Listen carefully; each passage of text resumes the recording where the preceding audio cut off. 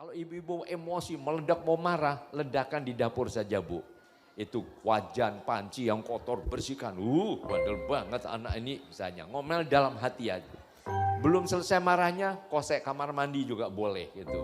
Begitu udah bersih, plong. Akhirnya menghadapi anak-anak, Assalamualaikum sayang, apa kabar? Dengan senyuman yang paling indah. Ya.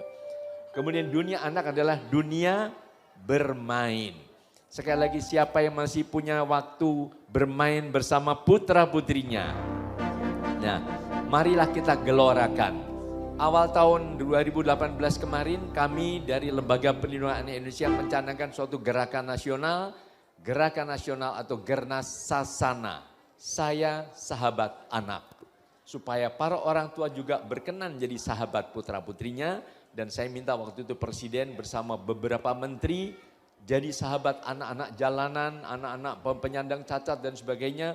Bermain gembira di halaman belakang Istana Merdeka. Jadi permainan-permainan tradisional supaya tidak pernah dilupakan. Nah, engklek, siapa yang masih bisa engklek? Ibu-ibu, nah anak-anak diajak. Anak saya yang di Jakarta saja senang main engklek. Kemudian apa? Egrang, siapa yang bisa main egrang? Nah, kalau tidak salah tadi ada permainan egrang ya. Kemudian apa lagi? Gobak sodor, masih bisa gobak sodor? Ya, ini beberapa kemarin Pak Presiden saya minta main engklek ya. Ada Ibu Puan, ada Menteri Pendidikan, Menteri Sosial, Menteri Kesehatan. Kemudian main kuda lumping ya sambil bernyanyi bersama semua teman-teman. Nah, ini juga gobak sodor juga ya. Kemudian ya, karena dunia anak sekali lagi dunia bermain. Bermainlah dengan keluar ruangan. Mendapatkan trik sinar matahari yang sehat, sore hari atau pagi hari. Kemudian udara yang segar di luar ya, tidak sekedar pada udara-udara dari AC saja dan sebagainya.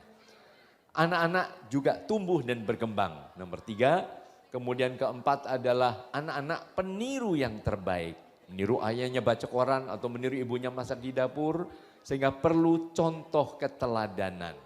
Kalau anak-anak diminta senyum tapi dibentak, mau senyum enggak kira-kira anak-anak? Kadang, ayo senyum, gitu aja enggak mau senyum. Dalam hati anak, lah ibu kok enggak senyum misalnya. Ya. Kemudian anak-anak juga sangat kreatif. Beri kesempatan punya ide-ide yang kreatif. Mengajar menggambar lebih baik anak-anak coret-coret dengan ide kreativitasnya. Dan tidak usah terlalu banyak diberi contoh. Tapi sering dari zaman Mojopahit sampai Mbah Buyut saya kalau gambar pemandangan selalu 2 buah gunung. Matahari kiri kanan sawah. Ibu-ibu juga begitu dulu. Nah sampai sekarang masih juga begitu. Kalau gambar bebek angka berapa dulu? Nah akhirnya bebeknya ngadepnya ke kiri terus karena sesuah membuat angka 2 terbalik. Biarlah bebeknya lagi break dance atau lagi jadi buto cakil, terserah anak-anak imajinasinya yang sangat kreatif. Karena jangan sampai melupakan kreativitas. Karena sekarang anak-anak selalu dituntut selalu patuh dan selalu mengikuti apa yang dicontohkan. Ya, memberi contoh, tapi kurang ada ide-ide yang digali dari mereka. Nah, berkreativitas dengan kulit jeruk Bali atau mungkin kertas, karton bekas, mungkin juga dari pelepah pisang. Yang penting ada kesempatan punya ide-ide yang dikeluarkan. Maaf ini kok agak loh. Kenapa kreativitas penting? Maaf ini gambarnya jadi rusak. Karena IQ bukan segala-galanya. Ada kecerdasan-kecerdasan lain seperti CQ, Creativity Quotient.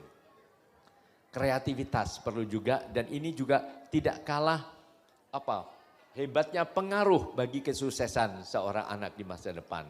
Kemudian ada juga adversity quotient, kecerdasan untuk tidak mudah menyerah, untuk berani menghadapi tantangan. Moral quotient, kecerdasan moral. Spiritual quotient, kecerdasan spiritual. Ya.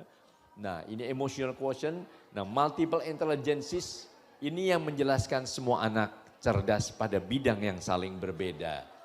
Ada cerdas angka, ya, pintar matematika. Ada cerdas kata, pintar berbicara atau pintar mengarang. Cerdas gambar, mendesain atau melukis. Cerdas musik termasuk memainkan alat musik termasuk musik tradisional atau menyanyi.